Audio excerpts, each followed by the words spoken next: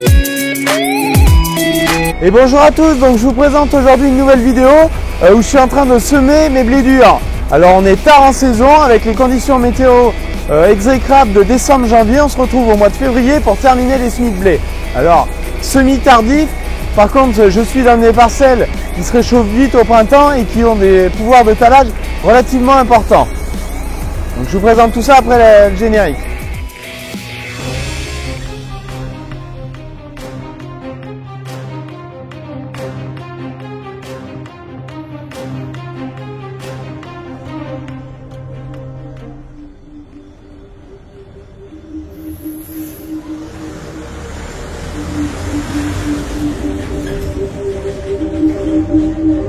Donc comme vous le voyez derrière moi, je suis en train de remplir la trémie à l'aide du télescopique et le box de semences. Donc c'est du blé dur que je suis en train de semer, variété envergure, et je sème à 400 grains au mètre carré. Donc je compense un petit peu aussi le fait que je sème tard, et même si le talage devrait être correct, je compense un petit peu tout ça. Donc on est à peu près plein. On va retourner semer.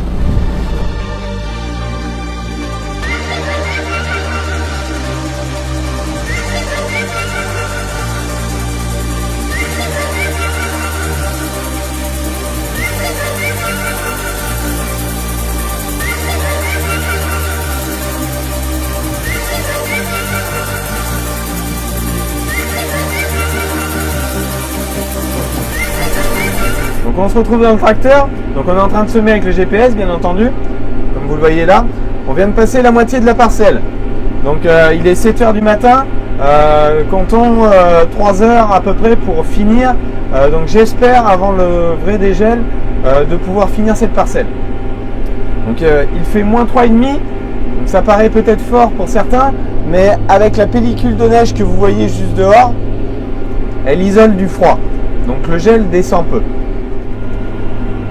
Donc vous allez me dire pourquoi ne pas avoir abandonné cette culture étant donné la date. Donc on a déjà fait des semis courant janvier dans notre secteur avec sans baisse de rendement. Alors là vous allez me dire on est un petit peu plus tard, mais étant donné les températures de sol au mois de janvier, les plantes avancent relativement lentement. Donc on verra. Autre point, le gros facteur qui pourrait être limitant de cette date de semis, c'est une période de sec au mois de juin, juillet pour le remplissage.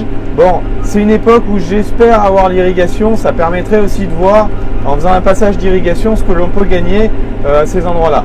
Donc voilà pourquoi je force de pouvoir semer cette culture et de voir ce qu'on peut en tirer au final avec cette date de semis. Bon, sachant qu'avec la densité que je vous ai dit tout à l'heure, on est entre 380 et 400 grains au mètre carré. S'il y a une talle de plus par pied, on est sur des populations d'épis tout à fait normales, quoi. Donc on verra tout ça.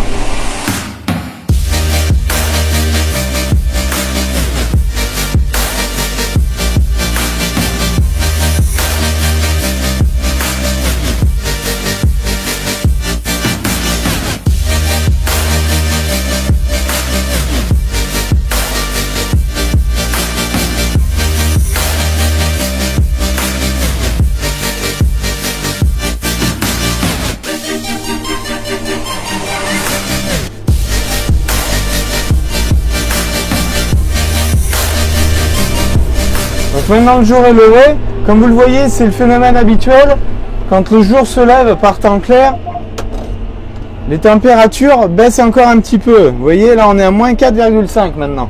Donc on va faire un petit arrêt pour regarder la qualité de semis.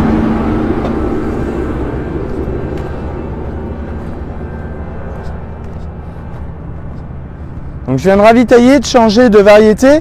On était sur un PMG de 35 grammes pour 1000 grains jusque là, et là c'est de la semence certifiée à 47 grammes pour 1000 grains. Donc je suis remonté de 40 kg à peu près pour garder la même quantité. Donc vous voyez derrière, donc le sol est bien gelé, mais on voit des mottes là qui sont encore limites. Donc vous voyez effectivement beaucoup de petites mottes, et ces petites mottes, quand le gel va, ça va dégeler, elles vont se déliter et recouvrir tous les grains. Donc vous voyez, on voit quand même très très peu de grains.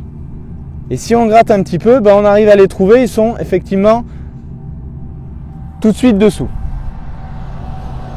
Donc ça fait maintenant un peu plus de 4 heures que je sème. Il reste encore à peu près 3 hectares et demi. Je pense finir avant le dégel.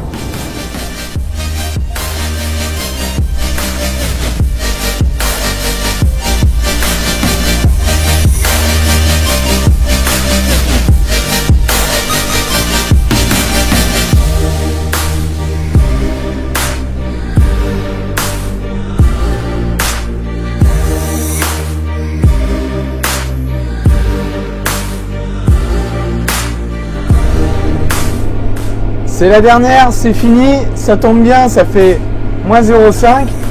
Donc voilà, juste en termes de performance, comme vous le voyez ici, on a fait 2,74 hectares de moyenne à l'heure pour un combiné en 4 mètres, c'est globalement pas mal.